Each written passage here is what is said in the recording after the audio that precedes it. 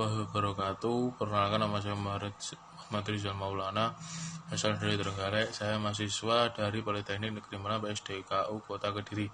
Di sini saya akan menjelaskan beberapa contoh alat yang diperlukan saat melakukan kerja bangku. Yang pertama, beberapa contoh alat safety. Yang pertama, helm, fungsi untuk melindungi kepala selama bekerja. Berbahan kombinasi korban and ABS ringan. Helm ini dilengkapi dengan safety buckle, strap, dan melindung alis standar yang lembut. 2. Kacamata, berguna untuk melindungi mata dari risiko cedera maupun iritasi. Yang ketiga, sarung tangan. Sarung tangan safety dari unit Glovet merupakan sarung tangan sekali pakai yang tipis namun dapat diandalkan. Yang keempat, sepatu safety sebagai pelindung kaki saat berada di area proyek. Adapun peraturan dalam melakukan praktek kerja bangku yang dilaksanakan di ruang bengkel.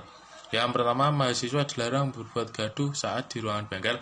Yang kedua, dilarang membawa makanan atau minuman saat di ruangan bengkel. Yang ketiga, barang yang dipinjam tidak lupa untuk dikembalikan lagi. Berikut macam-macam alat kerja bangku. Yang pertama, ragum. Cara penggunaan ragum. Yang pertama, memilih tinggi ragum yang sesuai. Yang kedua, menjepit benda kerja pada ragum. Yang ketiga, posisi badan dan kaki sesuai yang diinginkan. Yang kedua, kikir.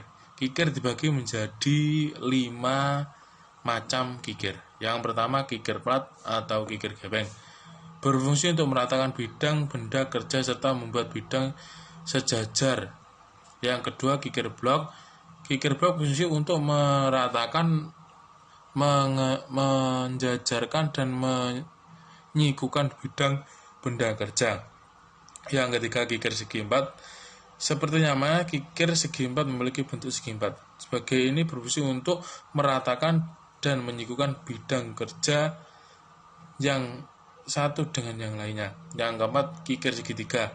Kikir segitiga memiliki fungsi sebagai untuk meratakan dan menghaluskan bidang benda kerja pada sudut 60 derajat atau lebih. Yang kelima, kikir pisau. Kikir pisau berfungsi untuk meratakan dan menghaluskan bidang pada benda kerja yang bersudut 60 derajat atau kurang. Kikir pisau memiliki bentuk yang mirip dengan pisau. Alat yang ketiga merupakan sikat besi. Penggunaan sikat besi ialah gunakan sikat besi dan arahkan ke depan dan ke belakang untuk menghilangkan permukaan yang agak terkelupas. Yang keempat, penggores. Penggores terbuat dari bahan baja.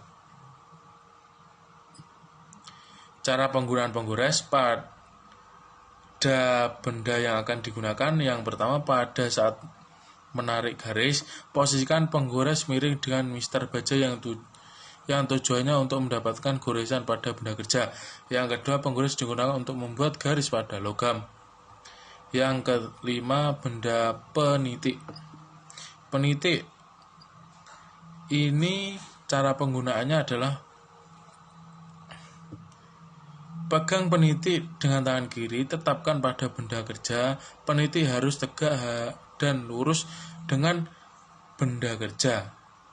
Dipukul dengan menggunakan palu 1 kali dengan pukulan yang sangat ringan. Serta periksa posisi, jika sudah tepat baru dipukulkan dengan kuat. Yang keenam, gergaji besi.